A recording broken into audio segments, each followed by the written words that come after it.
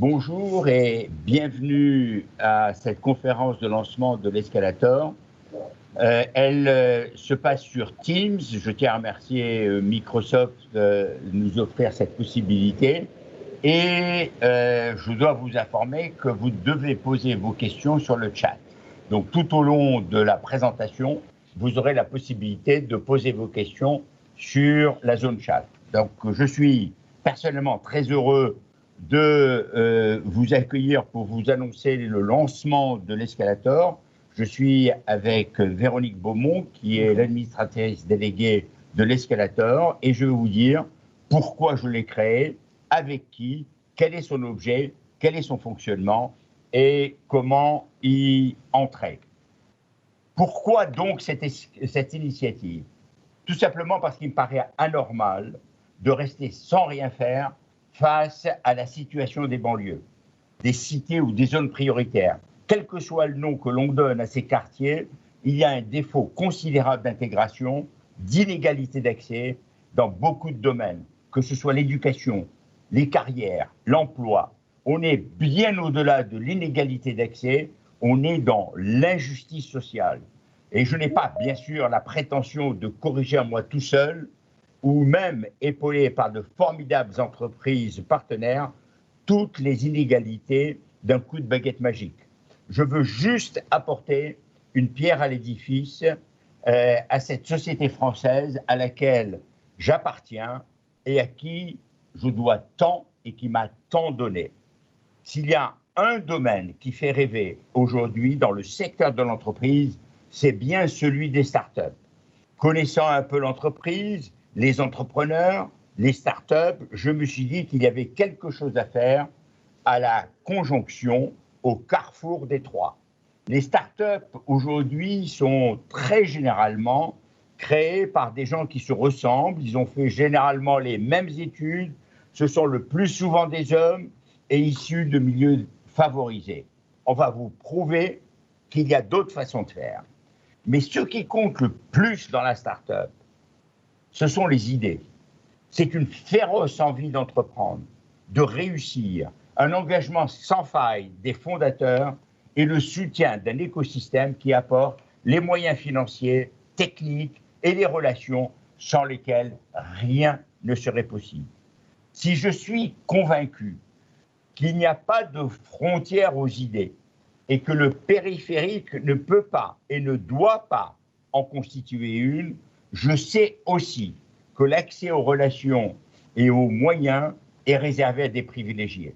J'ai donc créé l'Escalator pour corriger ces injustices en apportant les moyens et les relations nécessaires, les clés en quelque sorte de la réussite à ceux qui ont des idées, une volonté de faire et une détermination absolue. En un mot, il fut un temps où l'ascenseur social fonctionnait. Ce temps, hélas, est révolu. Eh bien, qu'à cela ne tienne, on prendra l'Escalator. En plus, avec l'Escalator, il y a un avantage. Chacun fonctionne à son rythme. Il peut s'arrêter, il peut aller plus vite, il peut se poser, recommencer, repartir de plus belle. En fait, l'Escalator s'adapte à la vitesse de chacun. Alors, c'est quoi l'Escalator? C'est tout simplement un incubateur de start-up dans le domaine du numérique.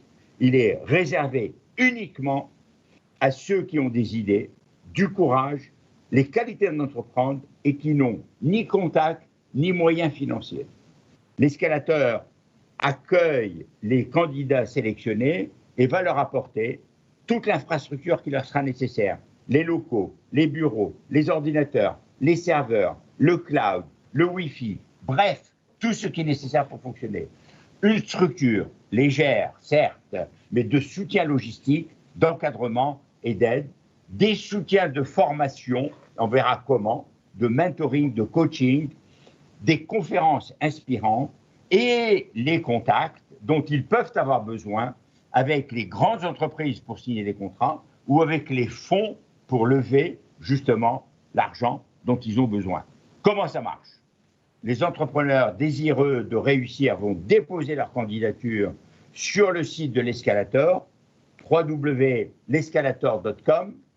et seront sélectionnés par un jury formé de nos principaux partenaires. Ils seront astreints à respecter une charte de comportement.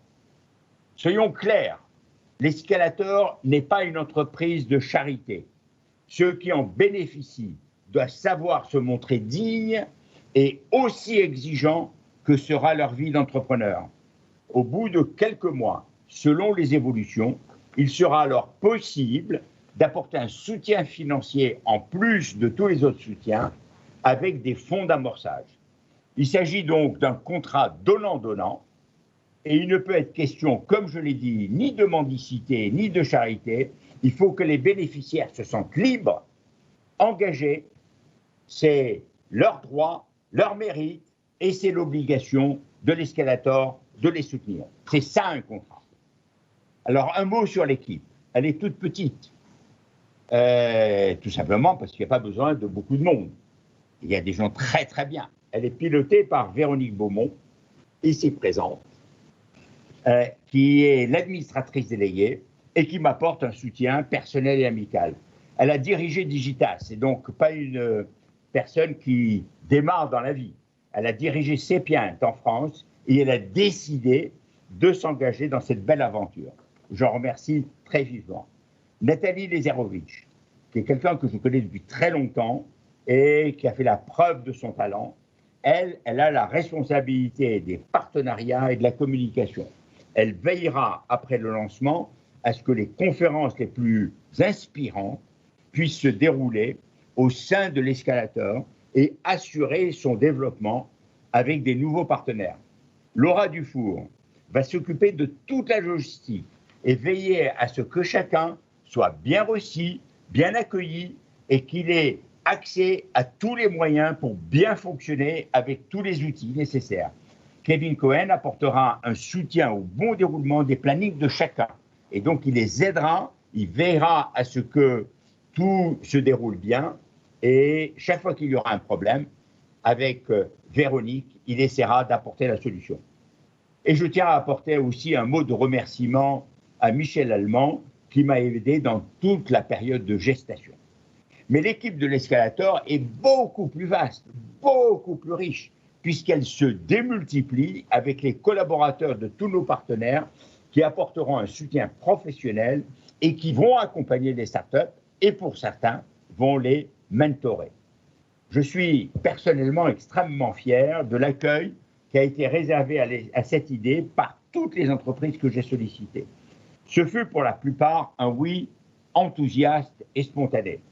Nos candidats vont avoir une chance inouïe, vraiment formidable. Il y a peu de gens qui auront eu cet avantage de bénéficier du support et des encouragements des meilleures entreprises françaises et internationales, et en plus avec un engagement personnel formidable de leur président.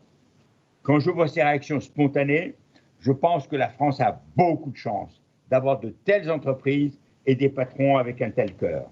Je veux les remercier pour leur spontanéité, leur engagement, leur aide financière, leur aide humaine qui est si précieuse.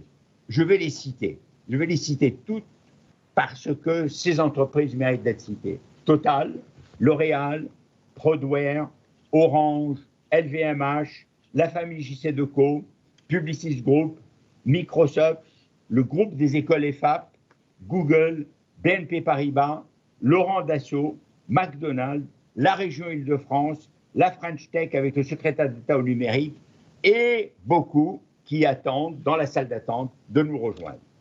Nous avons aussi le soutien de belles associations, de belles fondations, de belles startups.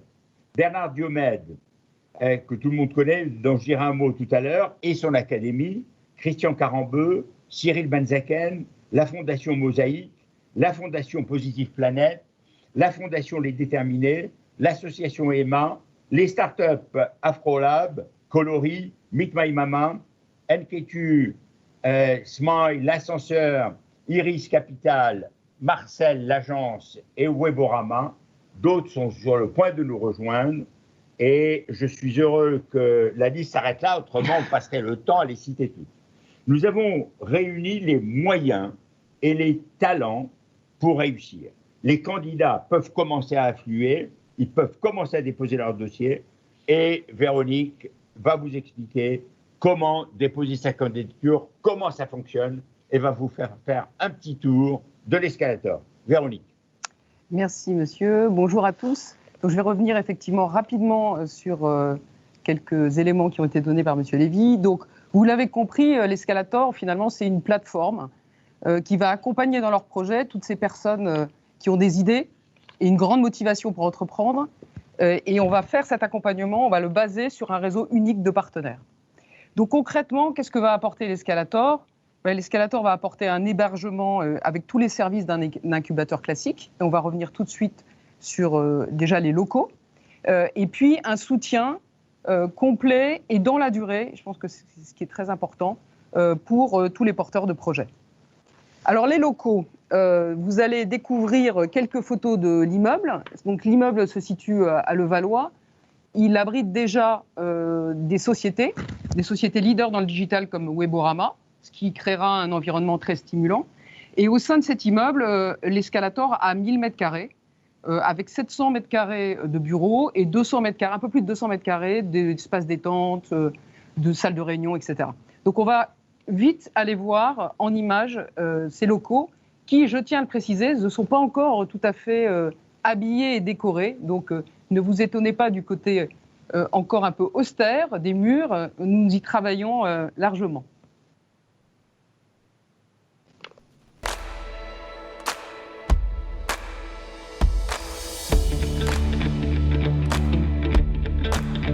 Donc là, on va rentrer dans l'accueil. Puis aller sur le plateau donc, de l'escalator, où vous voyez, il y a beaucoup d'espaces de postes de travail très flexibles, avec aussi des coins en fait, pour faire des petites réunions informelles.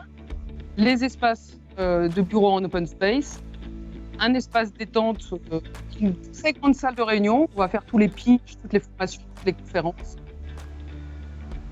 Et puis des moyens d'avoir des moments privatifs, soit dans des cabines pour téléphoner, soit bien entendu dans des petites salles de réunion.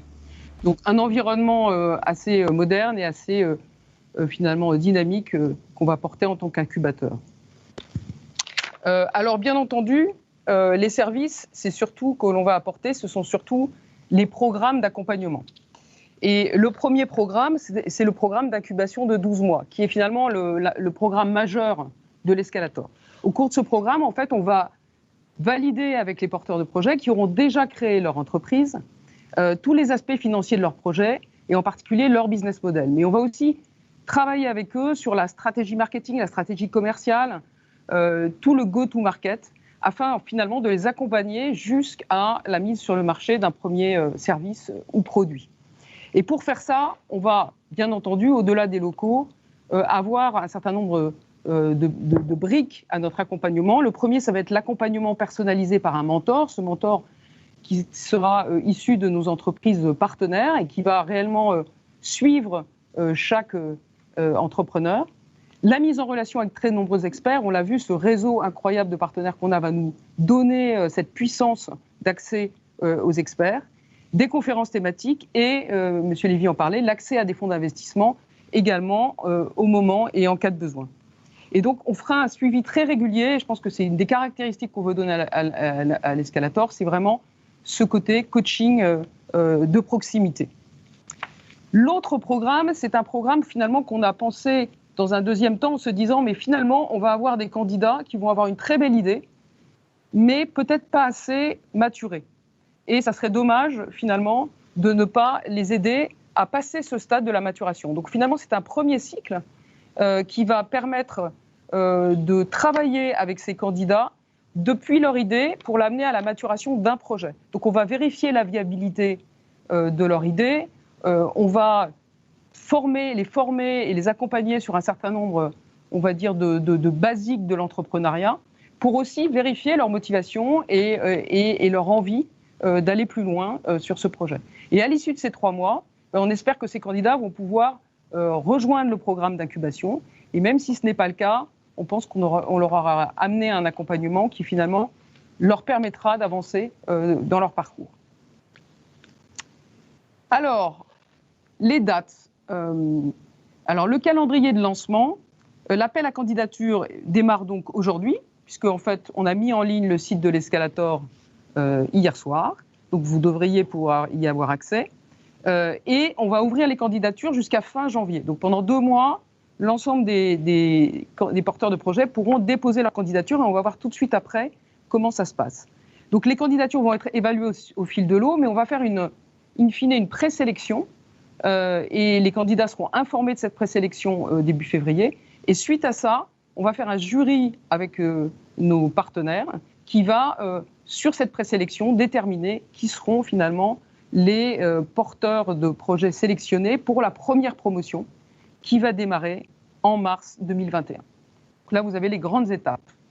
Et donc, vous l'avez compris, tout commence sur le site. Donc, on va aller regarder ce site avec une petite visite guidée tout de suite. Donc, le site, évidemment, est aussi la vitrine de l'Escalator. Donc, vous allez tout de suite voir qu'il a une navigation qui est un peu particulière, puisque, comme dans un escalator, on part de bas en haut pour découvrir tous les services offerts et comment ça marche, le mécanisme et tout ce que va vivre un futur membre de l'Escalator. Alors, on peut également, à travers la navigation, aller voir l'apport de nos partenaires, on en a parlé, et cette liste de partenaires. Également, tous les témoignages de ceux qui nous soutiennent, parce qu'on pense vraiment que cet aspect mise en réseau avec tous ces partenaires est extrêmement important. Donc, vous voyez là quelques vidéos que vous allez revoir un petit peu plus tard. Et puis surtout, bien entendu, puisque c'est destiné aux candidats, on va le voir, le site permet d'aller dans comment ça marche, comprendre tous les détails des programmes que je vous ai exposés, et derrière, poser sa candidature, qu'on a voulu, vous allez le voir, très simple. Donc l'idée, c'est d'ouvrir largement à la candidature, dans la mesure où, de toute façon, on va reprendre contact derrière avec les candidats pour préciser leur motivation et leur projet. Donc c'est assez simple. Évidemment, on demande de renseigner quelques coordonnées personnelles. Surtout, dans un deuxième temps, vous allez le voir, de préciser le projet, mais de manière simple finalement, en nous disant c'est quoi le pitch, pourquoi je crois que ça va marcher, de quoi j'ai besoin, qu'est-ce que j'attends finalement de l'Escalator. L'équipe, on va avoir des gens seuls, mais aussi beaucoup de groupes, donc nous parler de son équipe, et puis nous renseigner avec l'ensemble des documents qui peuvent déjà exister sur cette entreprise. Donc vous voyez, c'est assez simple, en quelques minutes, on dépose sa candidature. Voilà, et pour finir, bien sûr, c'est de faire connaître l'Escalator, puisque je diffuse ce message au plus grand nombre, et là-dessus, vous l'avez compris, on compte sur plus, et le relais qui va pouvoir être fait, notamment sur les réseaux sociaux, ce lancement va être clé. Mais nous avons travaillé avec l'agence Marcel, que je tiens à remercier particulièrement ce matin, pour concevoir une campagne. Donc, vous allez voir quelques visuels. Et c'est une campagne de lancement qui va se décliner en print et bien entendu en digital, mais aussi en affichage si besoin. Et donc, vous allez voir que l'esprit de cette campagne, finalement, reprend tout ce qu'on vous a présenté, c'est-à-dire présente l'Escalator comme ce nouvel accès à l'entrepreneuriat et bien sûr comme un acteur de la lutte pour l'égalité des chances. Donc, tous les formats vont être disponibles, vont être mis à disposition de nos partenaires pour diffuser au maximum ce message qui est déjà, je crois que certains de nos partenaires nous ont indiqué que juste après, déjà, ils vont lancer un certain nombre d'initiatives. Donc, merci à vous tous. Merci Véronique. Oui, donc, nous allons avoir une campagne qui va se dérouler. Google va nous aider à la diffuser, mais d'autres médias aussi. Et puis, bien sûr, on compte sur tout le monde pour relayer l'idée et pour faire en sorte qu'il y ait pas mal de candidats. Je vais commencer tout de suite par un témoignage d'un de nos soutiens. Et si je commence par ce témoignage, qui n'est pas tout à fait dans l'ordre dans lequel on devrait le faire, c'est parce que nos témoins ont une autre obligation à midi et je tiens à leur donner la parole de suite.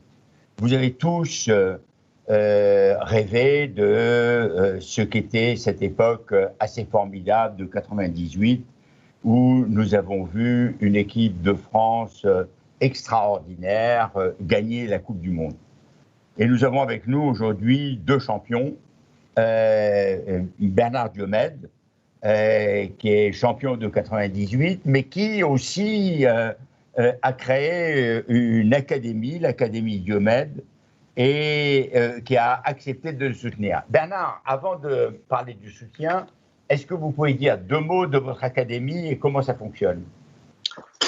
Bonjour Maurice, bonjour à tout le monde. Deux mots, c'est pas simple de résumer l'académie en deux mots, mais on va essayer. Je crois que c'est tout simplement le fruit de la réflexion pendant toute ma carrière avec mon épouse qui était prof de PS. On a souhaité tout simplement accompagner des jeunes parce qu'on a eu l'occasion et la chance, nous, de devenir footballeur professionnel avec Christian. Et malheureusement, tout le monde n'a pas pu réussir. Donc, à la fin de ma carrière, j'ai voulu transmettre aux jeunes à travers l'inclusion par le sport. Donc, tout simplement, on accompagne des jeunes sur leur triple projet scolaire, sportif et social. Et je crois que vous avez pas mal de réussite, puisque si j'ai bien compris, depuis le temps que vous avez créé, vous avez quand même quelques petits jeunes qui ont réussi à vivre leurs rêves grâce à vous. Alors nous, on dit souvent l'académie, le rêve est gratuit, mais la réalité a un prix. Effectivement, il y a une quinzaine de jeunes qui sont devenus footballeurs professionnels, mais nous, ce n'est pas l'objectif. L'objectif, c'est de les sensibiliser sur les métiers du sport. On sait que le double projet dans toutes les autres disciplines sportives fonctionne. Au niveau du foot, tout le monde à 12 ans, 13, 14 ans veut être professionnel. Les parents, l'entourage, tout le monde souhaite accompagner son enfant, et c'est normal quand un enfant a de la qualité. Mais nous, on est là pour dire que la réalité est tout autre et qu'il est important justement d'apprendre à l'école, d'avoir un plan B. Et ce qui nous importe, nous, c'est surtout de former l'adulte de demain. Donc, c'est qu'à l'âge de 17, 18 ans, 19 ans, ils aient une orientation vers un métier qui leur plaît, vers un métier qui les passionne. Et c'est pour ça aussi on en parlera tout à l'heure, on est présent, c'est qu'on a différents programmes sur l'égalité des chances, sur la mixité, sur l'accompagnement professionnel. Et ça a du sens pour nous d'être là aujourd'hui. Oui, alors justement, vous êtes là aujourd'hui, je tiens à vous en remercier. Qu'est-ce qui vous a amené à soutenir ce projet? Tout simplement les rencontres. La chance qu'on a pu avoir avec Christian de faire une carrière, c'est de gagner des titres, mais c'est surtout de faire des belles rencontres humaines, professionnelles. Et lorsque vous nous avez sollicité, on a trouvé que ça avait du sens parce que vous-même, vous avez réussi dans l'entreprise et c'est une belle réussite. Et c'est vrai qu'on parle beaucoup de champions dans le sport, mais il est important aussi d'avoir des exemples, des modèles. Vous en êtes un. Et nous, ça nous parle parce qu'on a beaucoup de jeunes dans l'association qui nous disent Monsieur Diomède, il n'y a pas que des jeunes qui vont être des footballeurs ou qui vont être des entraîneurs, des éducateurs, des journalistes. Il y a d'autres métiers et on s'est aperçu qu'on avait quelques jeunes qui souhaitaient créer, qui souhaitaient entreprendre. Et forcément, quand vous nous avez parlé de l'idée, ça a vraiment fait sens. Et comme Christian est ambassadeur de l'Académie, justement sur l'accompagnement professionnel, j'ai souhaité qu'il nous rejoigne aussi. Oui, alors Christian, merci Bernard. Christian, formidable, spontanément, et quand on s'est parlé au téléphone, j'ai été extrêmement touché. Vous avez dit oui, vous vous êtes engagé. Alors tout le monde vous connaît, vous êtes une des grandes stars avec Bernard, mais avec aussi Zizou et toute la bande de 98, cette bande qui nous a fait rêver grand en black beurre blanc, et vous avez accepté, alors que vous avez une réussite par ailleurs exceptionnelle. Vous êtes sur pas mal de chantiers. Un petit mot d'abord de ce que vous faites, et puis peut-être un mot pour nous dire pourquoi vous nous soutenez. Très bien. Tout d'abord, bonjour à tous. Évidemment, on connaît tous la pandémie et je crois que Escalator est une belle idée innovante et positive dans ce qui se passe aujourd'hui à l'heure actuelle. Et bien évidemment, par rapport à notre société qui doit absolument changer et prendre un nouveau destin plutôt. Pour ma part, ici, je suis en Grèce avec l'Olympiakos en tant que directeur sportif. Bien évidemment, être champion en 98 m'a ouvert beaucoup de portes, mais en même temps, donner une expérience, une expertise de ce qu'on a reçu de notre éducation sportive, pour ainsi dire. Mais mon parcours est assez unique dans la mesure où j'ai vécu en Nouvelle-Calédonie, dans une île où véritablement le foot est très loin, le métier de footballeur est autre. Et moi, j'ai grandi dans une famille nombreuse et surtout dans l'éducation nationale, puisque mon père est instituteur et donc toute ma famille était, je dirais, liée dans cette catégorie socio-professionnelle.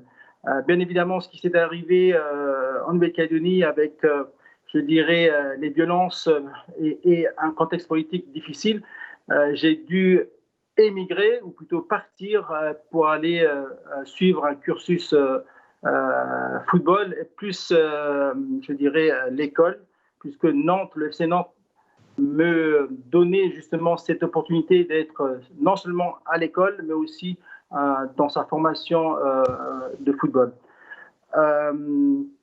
Pourquoi parler pourquoi ça m'a interpellé? Parce que justement, on parle d'inclusion, on parle d'intégration, d'inclusion, mais aussi d'ascenseur.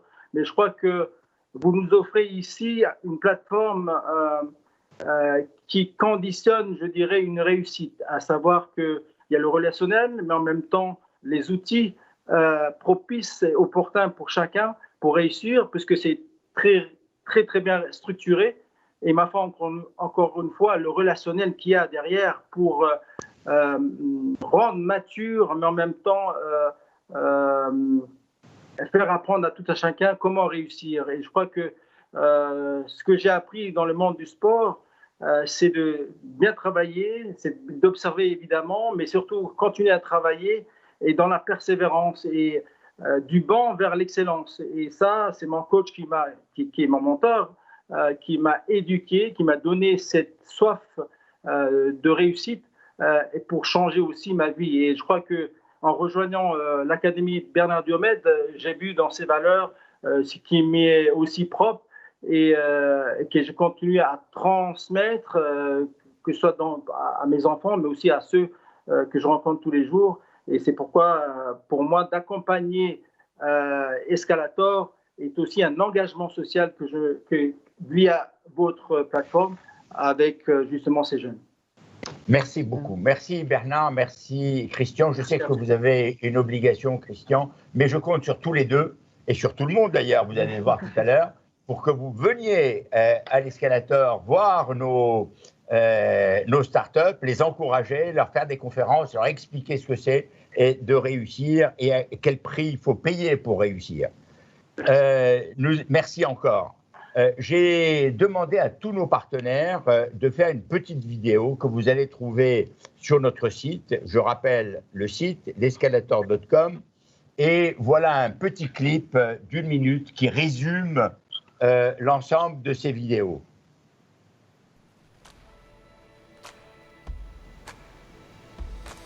Le combat, c'est celui pour l'égalité des chances, contre la discrimination et contre une certaine forme de fatalité dans la reproduction sociale des élites. C'est un combat noble et c'est un combat d'avenir.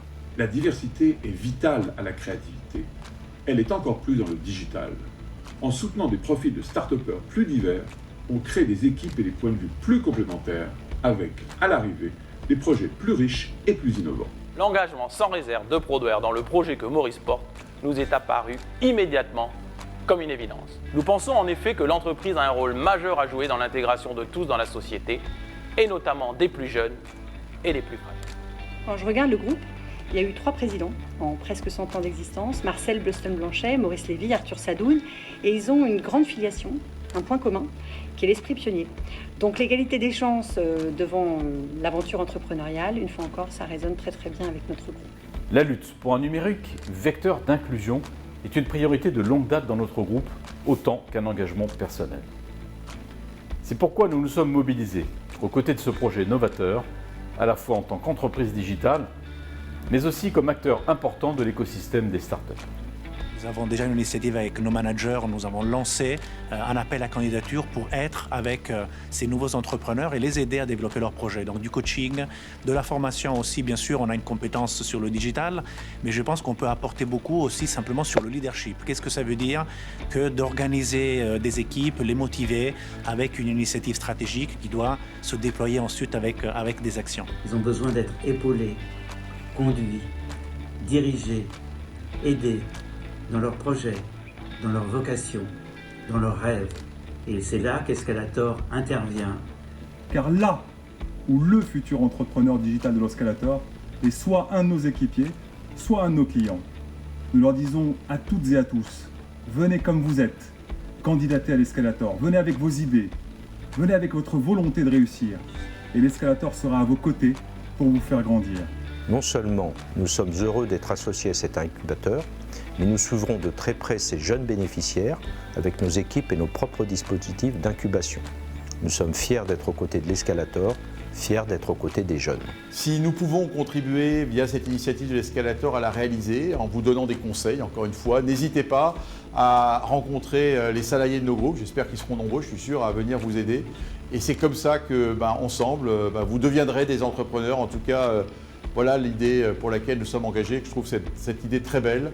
Les portes et les fenêtres se sont peut-être un peu cloisonnées, l'ascenseur est un peu grippé et donc cette nouvelle voie que propose Maurice Lévy est importante pour toutes ces personnalités dans les territoires et toutes ces personnes qui veulent vivre du fruit de leur travail, du fruit de leurs idées.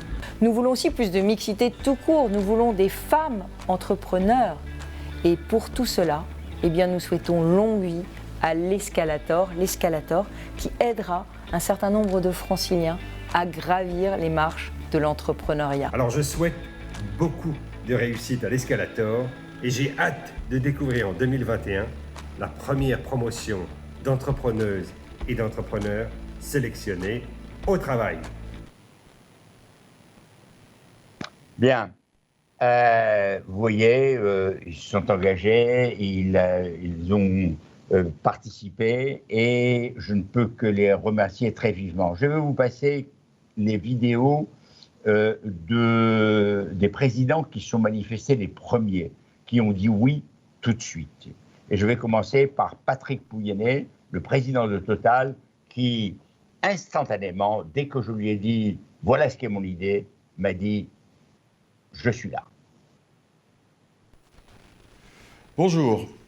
Quand Maurice Lévy, en je crois 2019, m'a fait part de son projet d'Escalator, en gros d'un incubateur et d'un accélérateur pour des jeunes startups, des entrepreneurs, des jeunes entrepreneurs, je n'ai pas hésité une seconde à soutenir l'initiative pour plusieurs raisons. D'abord parce que je pense qu'il y avait profondément dans l'idée de ce projet et qui nous soutient l'idée qu'il faut essayer d'encourager dans notre pays l'entrepreneuriat, l'initiative, l'audace, l'esprit pionnier, qui est une valeur de Total, et surtout parce qu'il y a l'idée, quelque part, que des grands groupes, comme Publicis, comme Total, peuvent sans doute aider à faire émerger des jeunes pousses d'entrepreneurs, parce que nous avons pas seulement des petits moyens financiers, mais des accès à des réseaux, parce qu'on peut leur apporter du coaching, du soutien, de la formation, des idées, des réflexes,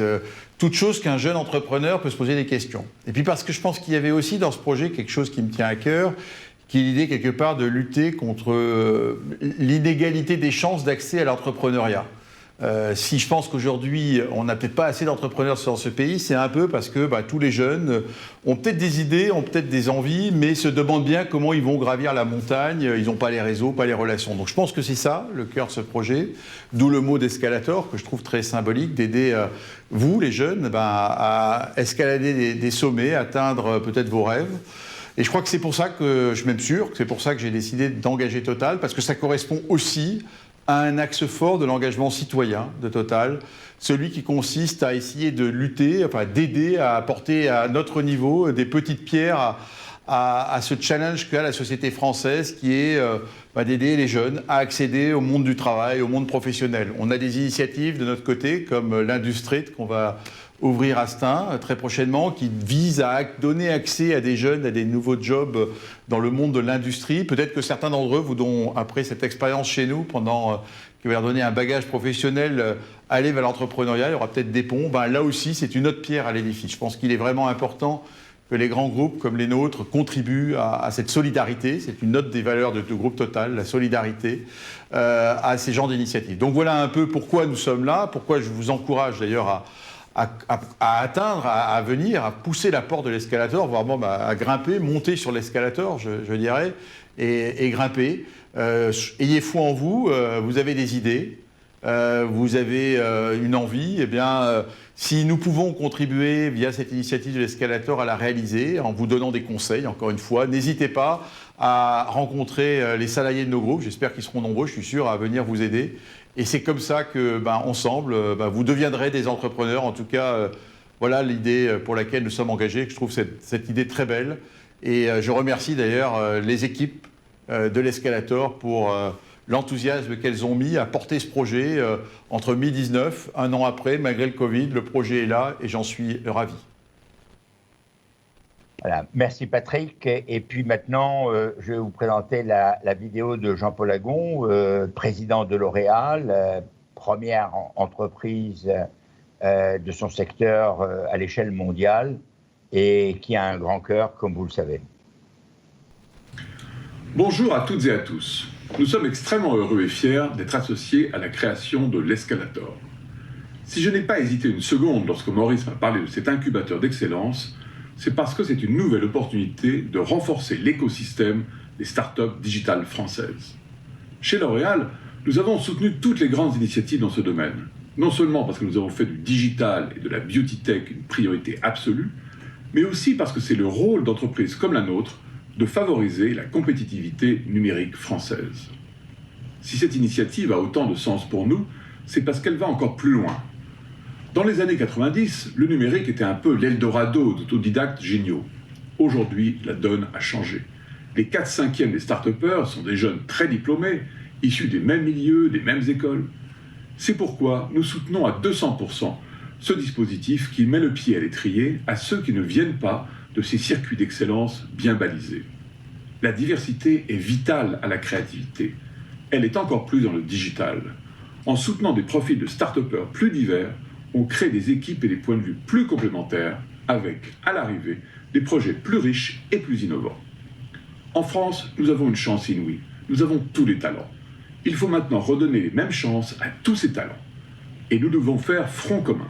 Chez L'Oréal, l'égalité des chances est un de nos engagements sociétaux majeurs. Nous, les entreprises, devons prendre nos responsabilités et accompagner ceux qui ont l'idée et la détermination, mais ni les moyens, ni les réseaux, ni les codes pour se lancer.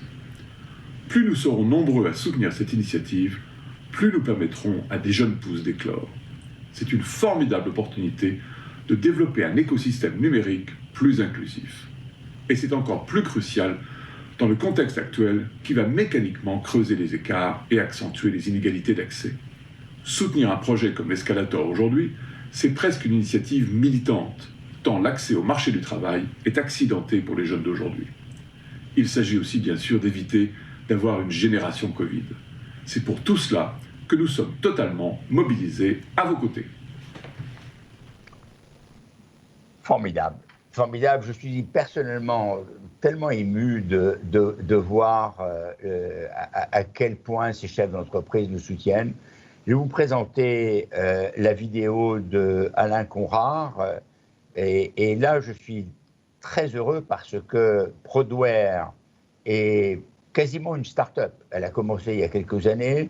C'est une société de software qui est à cheval sur l'Europe et Israël et qui fait un parcours exceptionnel, notamment avec des logiciels pour les ETI. Et vous allez voir la vidéo d'Alain à l'instant. Bonjour à toutes et à tous. J'ai tout de suite dit oui à Maurice lorsqu'il m'a parlé du projet de l'Escalator pour la première fois. L'engagement sans réserve de Prodware dans le projet que Maurice porte nous est apparu immédiatement comme une évidence. Nous pensons en effet que l'entreprise a un rôle majeur à jouer dans l'intégration de tous dans la société, et notamment des plus jeunes et des plus fragiles. Nous multiplions depuis longtemps les initiatives en ce sens. Ce dont je suis en train de parler, c'est d'entraide. Jean de La Fontaine disait déjà en son temps « Il se faut entraider, c'est la loi de la nature ». Nous avons mis cela en pratique chez Prodware à travers notamment un programme qui s'appelle 365X. L'idée est très simple. Les startups sont créatives, rapides, brillantes, mais par définition faibles sur les volets gestion et approche industrielle. Faute de maturité, elles commettent facilement des erreurs dont certaines peuvent leur être fatales. De leur côté, les ETI et plus largement les grandes entreprises sont solides, elles ont une expérience du terrain et des processus industriels éprouvés, mais elles manquent parfois d'agilité et souvent de créativité. À travers ce programme, nous apportons aux entreprises un vent de fraîcheur et aux startups un socle de croissance sécurisé. Nous allons donc, bien évidemment, mettre notre savoir-faire à la disposition de l'Escalator et contribuer ainsi activement au projet. En somme, l'entraide permet à la société dans son ensemble de progresser et à ce titre, le projet de Maurice avec l'Escalator est un extraordinaire accélérateur d'entraide. Comme l'a dit Maurice, tendre la main à des jeunes issus de milieux défavorisés pour qu'ils réalisent leur rêve entrepreneurial, c'est le moins qu'on puisse faire. Et ce moins qu'on puisse faire, en fait, c'est énorme. Il peut changer la vie des gens. Une initiative telle que l'Escalator réduira les inégalités sociales, donnera des chances à ceux qui en ont peu et qui pourtant n'ont pas abandonné parce qu'ils ont soif d'entreprendre, d'inventer, d'innover, de créer, de réussir tout simplement. Cette initiative bienveillante leur permettra de mener à bien leur projet et les fera peut-être, nous l'espérons tous, entrer dans le monde très fermé des entrepreneurs à succès. Jusqu'à ce jour, le sport de haut niveau représentait un des seuls espoirs d'émancipation sociale pour beaucoup de jeunes. Désormais, il faut compter avec l'Escalator. À la différence du sport, qui permet à quelques jeunes rares individualités d'émerger, les projets de l'Escalator favoriseront les initiatives entrepreneuriales et créeront de l'emploi, notamment au cœur de ces zones qui en ont tant besoin. Finalement, ces entrepreneurs découvriront sûrement par eux-mêmes que l'aventure entrepreneuriale est aussi un sport sacrément passionnant. Et c'est avec toutes ces forces que Prodware va jouer cette partie avec un collectif au service de toutes les individualités qui rejoindront le programme. Alors je vous dis à très bientôt. Merci.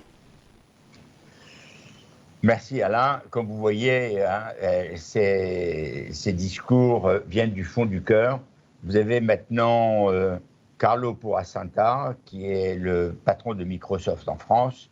Et Carlo, non seulement nous accueille sur Teams, mais a immédiatement dit oui et met des moyens techniques aussi à disposition.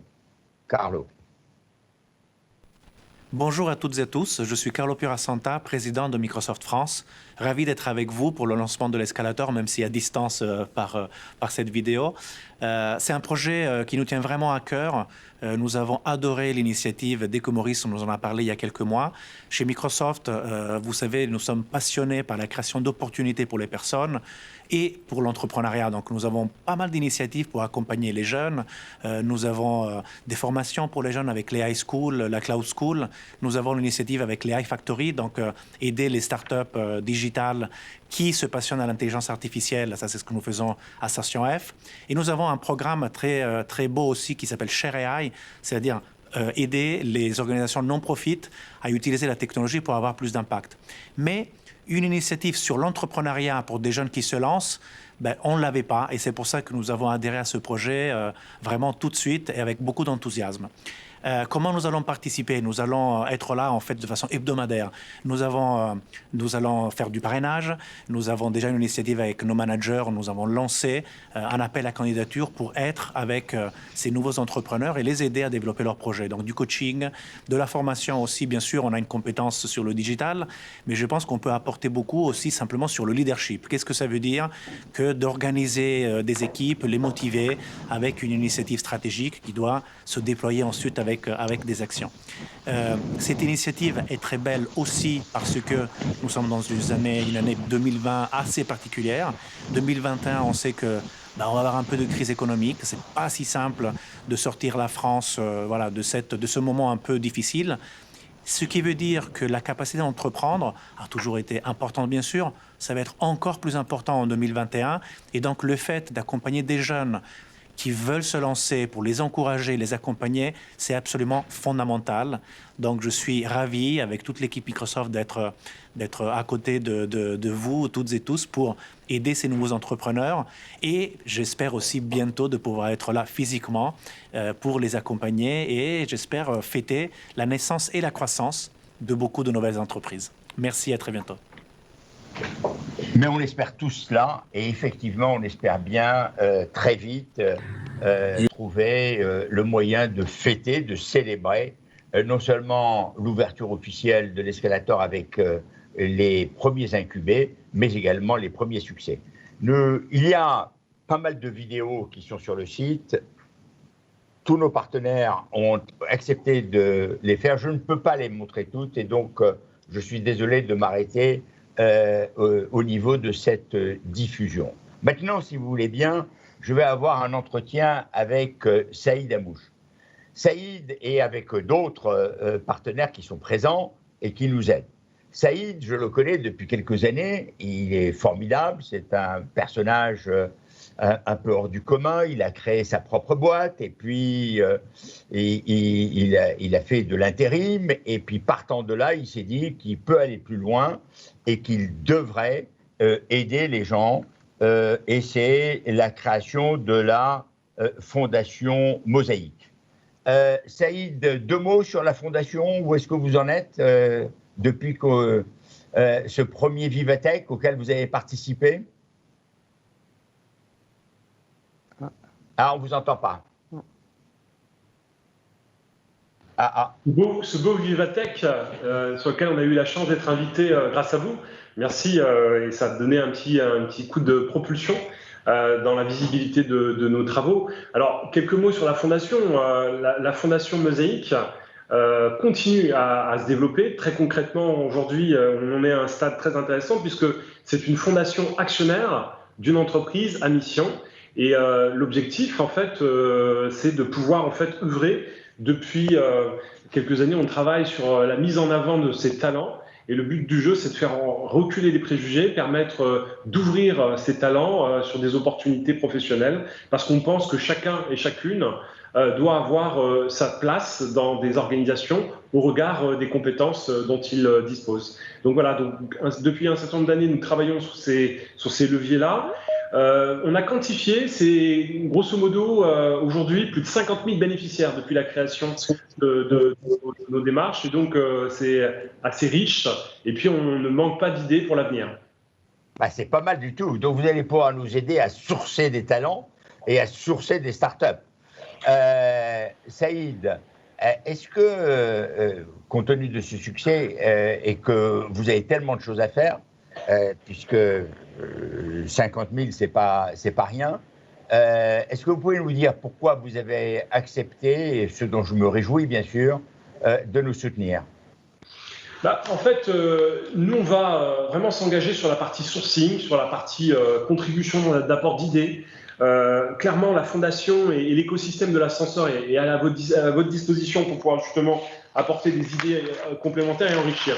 Ce qu'on cherche à faire, pourquoi moi j'ai décidé personnellement de m'engager, c'est parce que d'abord je trouve que c'est une formidable solution qui contribue à l'émancipation sociale des individus, l'émancipation sociale des talents par le levier économique, c'est la règle. C'est ce que nous on défend depuis quelques années, c'est cette notion de politique de l'inclusion économique. C'est-à-dire qu'aujourd'hui, c'est plus des œuvres sociales dont on a besoin, c'est plus une politique de charité, c'est de faire en sorte de donner l'autonomie à chacun au regard de son mérite, au regard de sa capacité à faire. Et aujourd'hui, malheureusement, on constate qu'il y a trop de freins qui justement limitent ces mobilisations. Et puis, je pense que ce qui est aussi très intéressant à retenir, et c'est ce que je sens ce matin avec les vidéos et avec les différentes prises de parole, c'est que Maurice, vous avez une capacité à mobiliser en fait les décideurs économiques, probablement les décideurs politiques demain. Et il faut les mettre en mouvement. On a besoin en fait d'une dynamique de transformation profonde pour pouvoir créer une société plus inclusive. C'est très simple, hein. si on est capable à un moment donné de vivre une expérience positive sur ces sujets-là, eh bien on est capable de faire bouger la conscience collective des individus, la conscience collective en fait de notre écosystème. Et voilà pourquoi nous on accepte en fait d'être à vos côtés. Donc on sera disponible pour pouvoir réussir et faire bouger les lignes parce que la société en a besoin. Donc merci Maurice, merci à tous les partenaires et merci au groupe Publicis parce que la bataille de l'image est fondamentale. Mais merci Saïd, et vous aussi je compte sur vous pour que vous veniez quand l'escalator sera en marche, monter sur toutes les marches et puis parler à nos candidats valeureux. Tout à l'heure, il a été dit que le secteur des startups et de l'univers de la tech est essentiellement masculin. Et je me tourne vers Dipti Chander qui, elle, se bat pour que cet univers soit un petit peu différent. Alors, Dipti, peut-être que vous pouvez nous dire qu'est-ce qui vous a conduit à créer Emma et qu'est-ce que c'est exactement que Emma? Absolument. Bonjour Maurice, j'espère que vous m'entendez bien. Très bien. Parfait.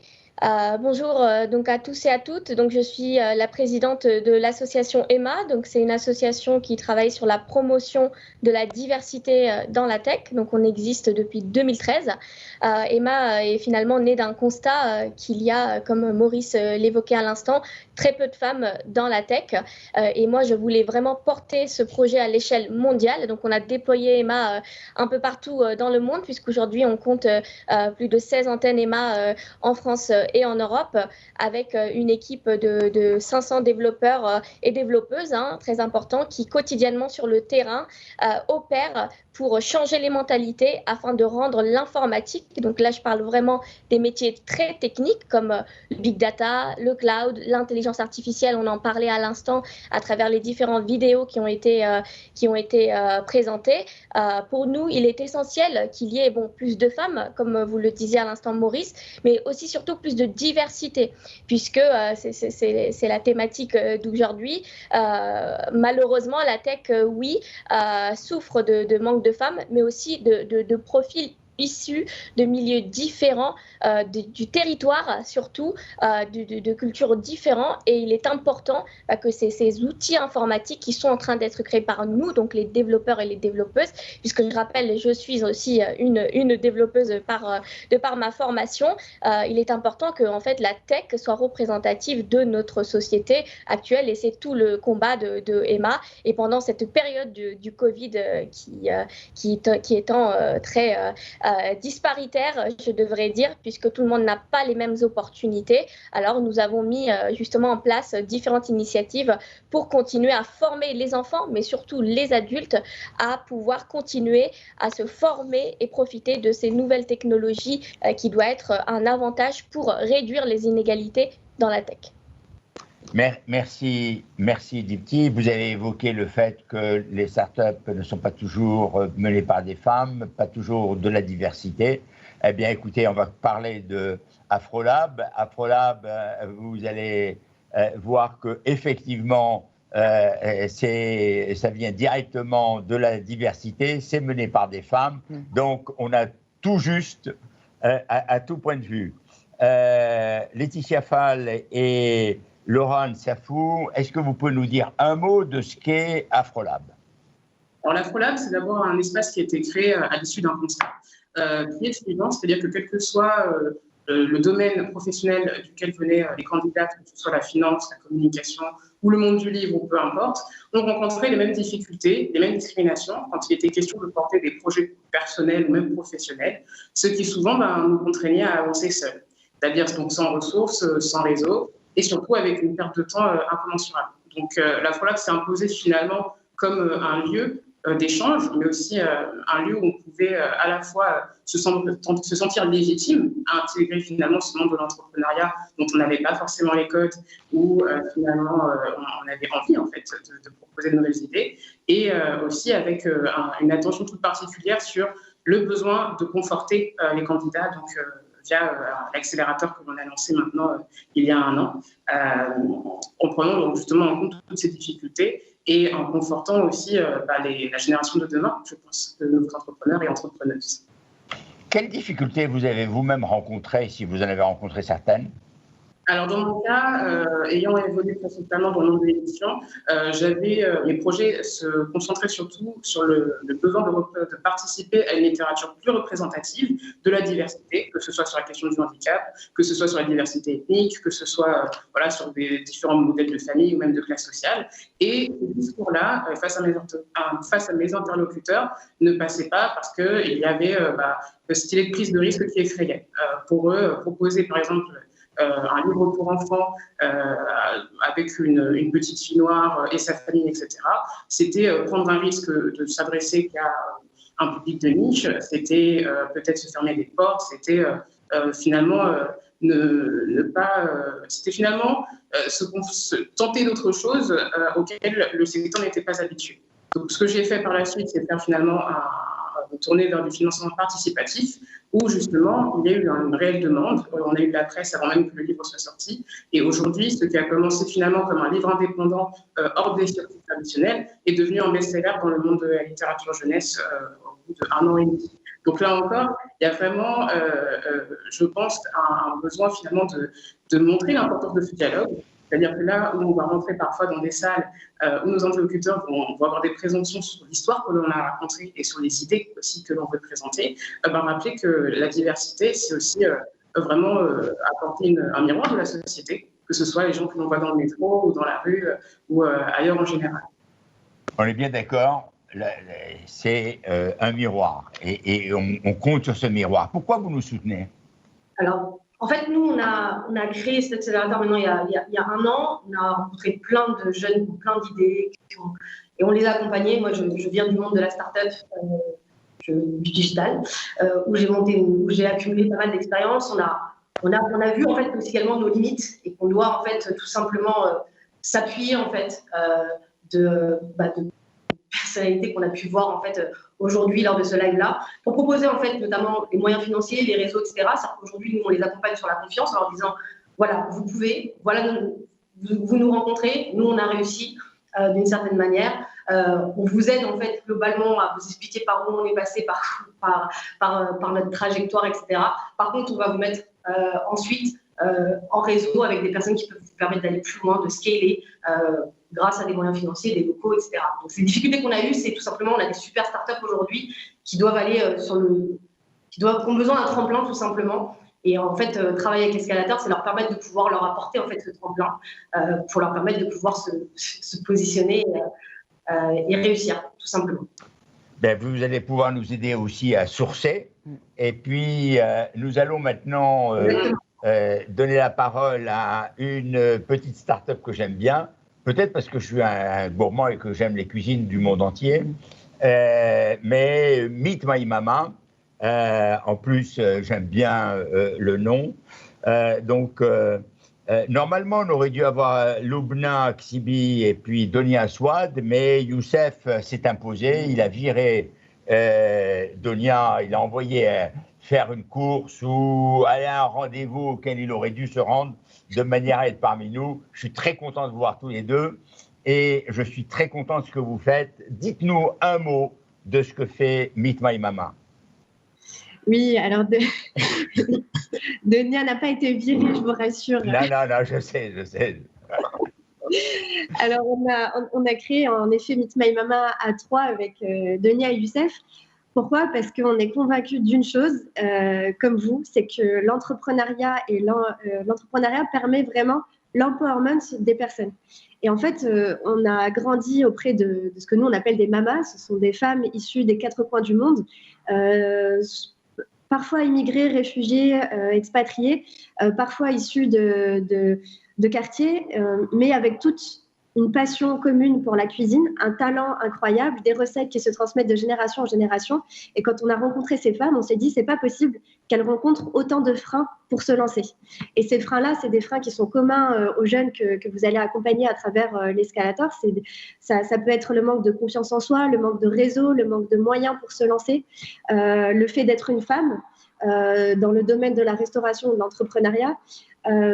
Et donc, on a créé tout un programme d'empowerment pour inspirer ces mamas pour les former. On a créé une école, la Mama Academy. On a créé tout un écosystème aussi pour lever tous les freins annexes qui peuvent être la garde d'enfants, l'accès à des fournisseurs, l'accès à des partenaires. Et enfin, on a créé donc l'entreprise Meet My Mama qui aujourd'hui fait, on est super content parce qu'on a commencé sans rien et aujourd'hui on a plusieurs dizaines de mamas qui travaillent avec nous et qui ont accès à des opportunités économiques. Parce que c'est hyper important que ces femmes-là puissent vivre très concrètement de leur talent. Et donc, grâce à ce traiteur qui propose des voyages culinaires pour les entreprises, on permet à ces mamas de proposer leur cuisine faite avec amour. C'est en quelque sorte un peu comme le microcrédit, si ce n'est qu'au lieu que ce soit du crédit, c'est du petit chiffre d'affaires, des petits revenus qui sont faits et qui sont apportés à des familles. Je trouve ça assez génial. Youssef, bien que vous vous soyez imposé, vous pouvez dire un mot. En fait, c'est exactement ce qu'on fait, c'est un peu ce que fait l'Escalator. C'est qu'on va petit à petit, en respectant les rythmes de chacune de nos mamas, on va les aider à dégager un premier revenu qui vient valoriser leurs compétences et leurs talents et qui derrière leur permet doucement mais sûrement, et parfois aussi rapidement, de développer des vrais business, parce qu'aujourd'hui on a des mamas, c'est des businesswomen, hein. Elles ont des dizaines de salariés, elles sont parties aussi de rien, elles ouvrent leur propre traiteur, elles ouvrent leur propre restaurant, et elles sont actives, et surtout elles deviennent des rôles modèles pour d'autres femmes, parce que derrière elles ont à cœur, comme nous tous autres entrepreneurs, de permettre à d'autres personnes de se dire c'est possible, je peux aussi entreprendre. Donc c'est aussi ça ce qu'on fait chez Meet My Mama, et aujourd'hui on est ravis d'être avec vous parce qu'on se retrouve beaucoup dans l'ADN de l'Escalator. Merci beaucoup. Merci à vous tous. Comme ça a été dit à plusieurs reprises, on ne peut faire certaines choses que si on a le soutien, la formation, l'aide. Et Amine Kari, que j'ai rencontré par hasard dans un avion et ensuite que j'ai vu au sein de ces écoles, quand je lui ai parlé de l'Escalator, il a tout de suite accepté de m'aider. Je lui en suis très reconnaissant. Il a repris les écoles de l'EFAP de mon ami Denis Huisman. Et il va nous dire d'abord ce que sont devenues ces écoles. Il a élargi le potentiel de ces écoles et aussi pourquoi il nous aide. Amine, encore un grand merci. Dites-nous un mot de vos écoles. Bonjour Maurice, bonjour Véronique, bonjour à tous. Bonjour. Oui, merci. Le groupe des écoles de Nuisement, le groupe EDH, est un des leaders français de l'enseignement supérieur privé. Et on a à peu près 7 écoles dans les domaines assez créatifs, puisqu'il y a la communication, mais il y a aussi les métiers d'art qui vont du design graphique à l'architecture d'intérieur. Et parmi ces écoles, la première, c'est l'EFAP, qui est la première école de communication en France, qui forme au nouveau métier de la communication, donc beaucoup de digital, la communication de crise, de la communication dans le luxe, dans le sport, de la communication à travers la santé, enfin tout un tas de spécialisations. Et c'est une école qui a la particularité de former historiquement beaucoup d'entrepreneurs, voilà, qui réussissent pas mal du tout. Voilà. Et donc on est très heureux de participer à ce projet en tant qu'éducateur. Voilà. Super. Quand je vous ai parlé, mais au téléphone, c'est-à-dire qu'on n'avait même pas eu une rencontre, je vous ai dit voilà ce que j'ai envie de faire, vous m'avez dit tout de suite, j'en suis. Pourquoi ? Vous voulez dire au-delà du talent de conviction de Maurice Lévy, vous voulez dire?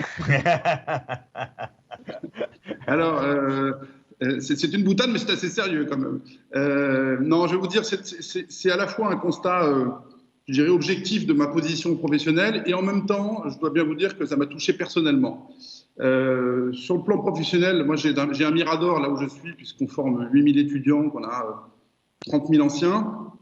Donc j'ai vu beaucoup de carrières. Notre métier, c'est la transformation de l'individu, c'est-à-dire de l'amener d'un point A à un point B. Et on peut tourner autour du pot autant qu'on veut. Le point B, ça s'appelle la confiance en soi. Voilà. Quand on a confiance en soi dans la vie, on fait beaucoup de choses. Le problème, c'est que pour construire cette confiance en soi, c'est un processus de sédimentation un peu lent. Et c'est au fur et à mesure des rencontres, de la bienveillance, des conseils, des expériences, etc. Et beaucoup de gens en France n'ont pas accès à toute cette expérience qui forge la confiance en soi. Et sans confiance en soi, il ne peut pas y avoir d'entrepreneuriat. Voilà, ça c'est le constat que j'ai fait après quelques années dans l'enseignement supérieur, modestement à ma place. à titre personnel, il se trouve que moi, j'ai eu la chance de n'être, pour faire simple, du bon côté du périph'. Voilà, tout le monde comprendra. Et donc, j'ai eu accès à ces codes, à ces outils, à ces réseaux, à ces savoir-faire et à ces savoir-être. Voilà. Et donc, ça a comme été difficile. Hein. Je suis un entrepreneur qui a plutôt réussi, très modestement. Alors, il y a eu beaucoup de travail, j'espère un peu de talent, mais il y a eu surtout de la chance d'avoir accès à toute cette boîte à outils. Voilà. Et je m'en suis même pas rendu compte parce que j'étais dans un écosystème où je baignais dedans. Donc, je savais à qui il fallait s'adresser pour lever de l'argent, à qui il fallait s'adresser pour trouver des talents, pour accompagner un projet. Je savais quelles étaient les astuces pour financer un projet. Je connaissais les codes de présentation, de pitch pour convaincre les autres, etc., sans m'en rendre compte. Donc, en fait, j'étais très chanceux sans m'en rendre compte. Aujourd'hui, il est urgent, je pense, de faire sauter ce verrou qui est l'inhibition. Voilà, qui est finalement la première discrimination qu'on s'impose à soi-même, c'est qu'on se dit qu'on n'est pas capable. Voilà, et on n'est pas capable parce que raisonnablement, on n'a pas tout à fait de raison de croire qu'on est capable.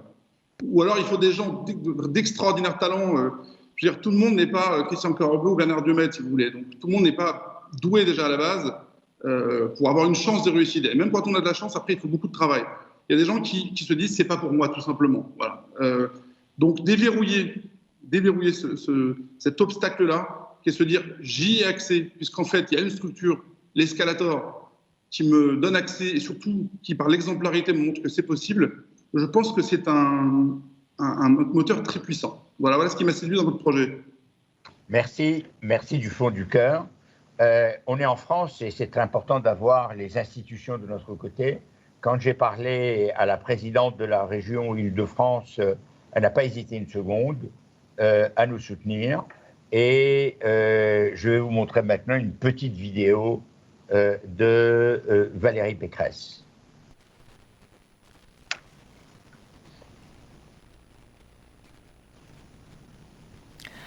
Bonjour à toutes et à tous. Je regrette infiniment de ne pas être avec vous et aux côtés de Maurice Lévy pour l'inauguration de son magnifique projet, de son bébé, l'Escalator. L'Escalator, c'est une très belle idée de Maurice Lévy, celle de donner à tous ceux qui veulent créer une entreprise en Île-de-France, eh bien un coaching, un accompagnement. Parce que nos créateurs d'entreprises n'ont pas forcément le réseau qu'il faut, parce qu'ils n'ont pas forcément les moyens financiers qu'il faut. Et c'est pour cela que la région est puissamment investie aux côtés de l'Escalator pour soutenir cette belle initiative. Elle est totalement en harmonie avec la stratégie francilienne de création d'entreprises. Nous vivons un moment unique, un moment inédit. Avec la pandémie, des milliers d'entreprises vont fermer leurs portes et il faudra les reprendre. La création d'entreprises va être la condition du rebond économique de la région. Il faut aller plus loin, plus fort, dans la transition écologique, dans la transition numérique, dans le développement de l'économie sociale et solidaire. Et la région aide à cela. Nous avons créé, depuis 2017, un réseau entrepreneur #leader pour aider à créer 26 000 entreprises depuis 2017. Ce coaching entrepreneur #leader, cet accompagnement régional est gratuit. Gratuit pour toutes les personnes en situation de handicap, pour toutes les personnes habitant dans les quartiers politiques de la ville, mais aussi pour tous les bénéficiaires du RSA. Et puis la région travaille aussi sur le microcrédit, ces prêts d'honneur pour les plus fragiles d'entre nous qui ont l'envie et l'audace d'entreprendre. Avec l'ADI, nous nous sommes fixés des objectifs extrêmement ambitieux. 6 000 entreprises créées dans les quartiers politiques de la ville. Alors oui, nous voulons plus de diversité, plus de mixité sociale. Nous voulons aussi plus de mixité tout court. Nous voulons des femmes entrepreneurs. Et pour tout cela, eh bien, nous souhaitons longue vie à l'Escalator qui aidera un certain nombre de franciliens à gravir les marches de l'entrepreneuriat. Bravo Maurice, bravo à tous. Merci Valérie. Et puis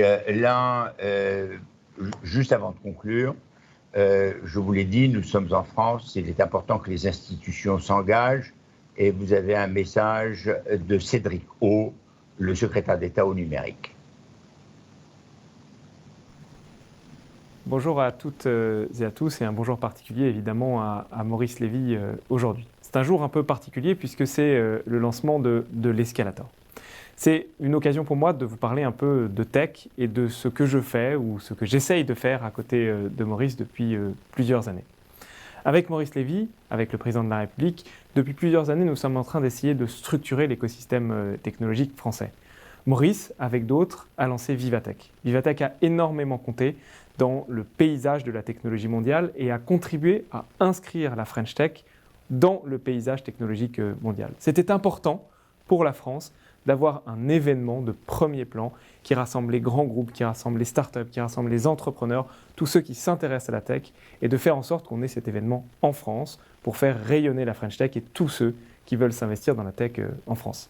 C'est un peu illustratif de ce qui s'est passé ces dernières années avec cette French Tech qui a explosé, qui aujourd'hui sort des licornes, sort des entrepreneurs et des entrepreneuses d'ailleurs qui sont extrêmement ambitieux, qui sont en train de créer de l'emploi partout en France et qui portent haut le drapeau français dans l'économie mondiale et dans la tech mondiale. On le voit aujourd'hui, la French Tech a de plus en plus d'importance, elle crée de plus en plus d'emplois, elle est de plus en plus innovante, elle crée des entreprises qui demain seront les grandes entreprises françaises qui aideront à faire de la France un pays d'avenir, un pays qui continue à créer de la valeur et un pays qui continue également à créer des emplois dans la transformation de l'économie. Mais la tech, ce n'est pas que ça. La tech, c'est aussi notre lendemain, ce que sera demain notre société. Et donc, on a le devoir de dessiner la société de demain à travers la tech et de faire de la tech l'image de ce qu'on veut qu'elle soit. Pour cela, on a besoin de travailler sur la diversité. On a besoin de faire en sorte que cette technologie qui, dans le monde entier, est un peu trop endogamique, ressemble un peu trop à chaque fois à la même image d'un jeune mâle blanc, moins de 40 ans, issu des meilleures écoles françaises, que cette image-là, on la brise et on montre que la tech est à l'image du monde, est à l'image de la société. C'est indispensable pour plein de raisons. D'abord pour des raisons de performance. On est beaucoup plus fort quand on est plus divers. Pour des raisons d'égalité et également pour des raisons de soutenabilité. Parce que puisque la tech est notre avenir, si on veut en faire en sorte qu'elle soit acceptée par l'ensemble de la société, on a besoin de faire en sorte qu'elle représente et qu'elle soit à l'image de la société. C'est pour ça que Maurice Lévy a voulu lancer aujourd'hui l'Escalator. Pour ceux qui ne peuvent pas prendre l'ascenseur et qui sont un peu trop pressés pour vouloir prendre les escaliers, il faut qu'il y ait d'autres moyens de réussir à entrer et à faire partie de ce monde qui réussit. Et je veux vraiment me féliciter de cette initiative qu'après avoir contribué à la réussite de la French Tech qui n'est pas terminée, il faut continuer Maurice, vous vous engagiez là à contribuer à faire de l'inclusion et de la French Tech une société, une communauté qui soit à l'image de la société française et qui soit vraiment inclusive pour tous. J'invite toutes celles et tous ceux qui ont envie de se lancer dans l'aventure entrepreneuriale, qui ont envie, même s'ils en sont un peu éloignés, même si c'est un univers qu'ils ne connaissent pas, même si c'est un univers qu'ils estiment pour d'autres, à s'intéresser à cette initiative de l'Escalator, à postuler, à faire partie de la première promotion. Et j'espère que j'aurai très vite l'occasion de venir personnellement visiter à Levallois-Perret cette belle initiative de l'Escalator dès qu'on sera sorti de cette période un peu compliquée, mais qui est rendue un peu moins difficile par ces initiatives qui réchauffent le cœur et qui donnent beaucoup d'espoir pour l'avenir. Merci Monsieur le Ministre, merci Cédric. Il y a d'autres interventions, on ne peut pas les passer toutes, vous les trouverez sur le site et en particulier pas mal d'interventions d'influenceurs, d'influenceuses qui nous supportent et qui nous aident. Maintenant, si vous voulez bien, nous allons passer aux questions-réponses. Je sais qu'on a été très long, mais c'est un projet qui nécessite qu'il soit déployé, que vous ayez conscience de tout ce qu'il soutienne, que vous ayez une vision de ce que ça représente. Et pardon d'avoir été un peu long. Maintenant, nous répondons aux questions. Alors, la première question qui est posée par les auditeurs est quels sont les secteurs prioritaires de l'Escalator ? Il n'y a pas de secteur prioritaire, il suffit que ce soit dans le secteur du numérique, quelle que soit l'application. Y a-t-il une limite d'âge ? Non. C'est pas moi qui veux poser une limite d'âge, enfin.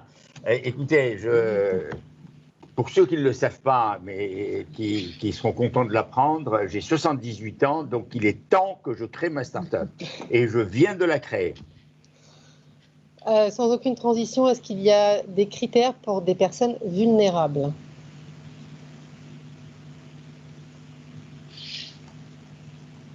C'est-à-dire... Personnes en situation de handicap, etc. Non, il n'y a ni exclusion, ni quelque chose de spécifique. Tous ceux qui ont une idée, quelle que soit leur situation, quel que soit leur problème, et qui ont besoin d'être soutenus, et pour peu que l'idée soit jugée par le jury comme étant solvable, ils auront accès à l'escalator. Y a-t-il une vocation territoriale ? Oui, pour l'instant, l'escalator est réservé, ne serait-ce que pour des questions géographiques, à l'Île-de-France, c'est-à-dire à ceux qui peuvent venir travailler à Levallois-Perret. Est-ce que c'est ouvert à tout type de projet ou uniquement digital ? C'est uniquement digital. Combien de projets pensez-vous pouvoir accueillir à la première promotion ?